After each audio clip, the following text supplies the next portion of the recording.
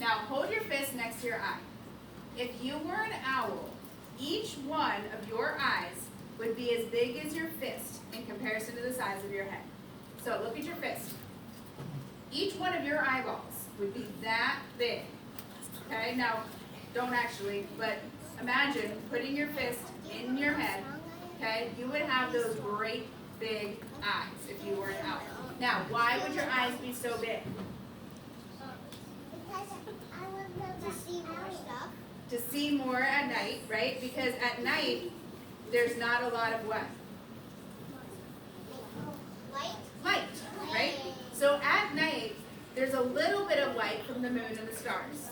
And so those great big eyes, the bigger the eyes, the more of that light they're able to catch, right? So let's think about that. The bigger the eyes, the more light they're able to catch. So, do their eyes use light? Yeah, the bigger the eyes, the more light they're able to catch. So if I put him in a room that had absolutely positively no light at all, would he be able to see? No. His eyes use light, just like ours. But because his eyes are so big, they're able to catch all of the light and use all of the light. And that helps him to see really well at nighttime. So at nighttime, he can see as well as we do on a cloudy, rainy day. Now, there's two downsides to those really big eyes.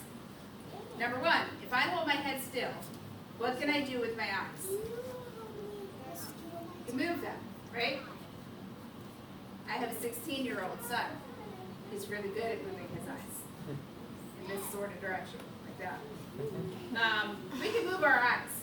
His eyes are so big that there's actually not enough room for muscles to move his eyes. So his eyes are stuck looking straight ahead. It's like if you took your hand like this and you look straight ahead. That's what his eyes are doing. So if he wants to look over there, what does he have to do? Yeah. And if he wants to look over there, what does he have to do? Turn his head. So raise your hand if you've ever heard that an owl can spin their head all the way around. Do you think they can actually do that? Yes. He's always doing it. He's almost doing it. So if an owl spun their head all the way around, their head would pop off. And then I'd have to put their head back on. And then I would get feathers glued to my fingers, and I'd probably glue my fingers all together, and it would be a mess. Okay? Terrible idea. But they can get really close. So if he starts off looking this way, he can turn just his head all the way to there. Okay? Then he can go back to the front, and then he can turn all the way to there. So he can turn to look over any part of his body that he wants. He has 360-degree vision, but not 360-degree rotation. It's kind of a subtle but important difference. If you're ever in the woods and you find an owl who's spinning their head like this, I want you to turn around and go the other way because that is not an owl. Okay? All right, so here's the other downside to having great big owl eyeballs. What's the biggest thing in our head? What's the biggest thing in his head? His eyes. What does that tell you about his brain? He's got a small world. Who's ever heard the phrase, a wise old owl? That's a good one. I have been working with birds for over 20 years. And I am here today to tell you that while I love owls dearly, they're not exactly wise. And that's okay. They don't read books. They don't do math problems. They don't, cook omelets. They don't need a great big brain, but wise is Give her a look. not a word that I would use to describe an owl. Okay? Just throwing that out.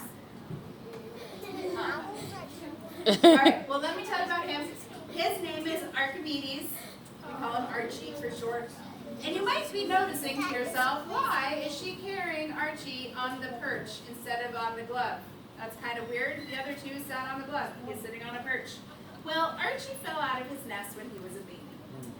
When he came to us, he was somewhere between the size of a softball and a volleyball. He was very round and very fluffy, with great big eyes and really big feet.